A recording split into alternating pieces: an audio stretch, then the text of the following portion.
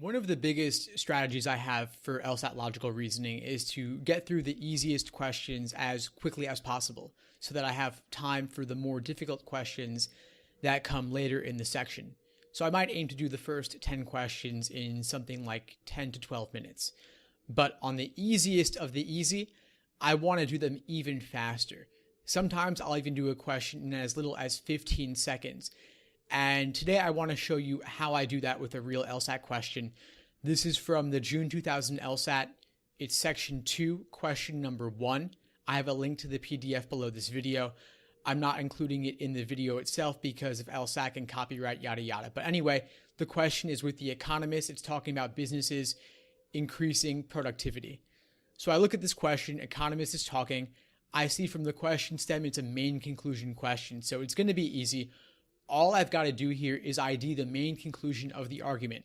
So I read the stimulus, skimming for the main idea for the conclusion itself. So I read the first sentence, which ends up being background. And the reason it's background is that it's a general statement. Then we have the word but.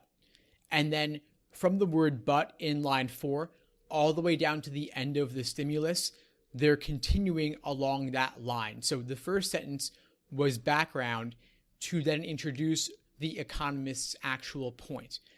But not all efforts to increase productivity are beneficial. Often, yada yada. So the but not is where the economist introduces their conclusion, and then the often is indicating evidence by giving us specific examples of cases that support this idea that not all efforts to increase productivity are beneficial. So I want to hone in ultimately on that second sentence, which is the but not all efforts to increase productivity are beneficial, etc. I hold that prephrase in my mind, that quote from the stimulus of the conclusion, and then I just look through the answer choices, skimming for the choice that best mirrors or reflects or is synonymous with that idea. Not all efforts to increase productivity are beneficial. I skim through the choices. A already is an if, so I'm already a little bit hesitant or skeptical about that one.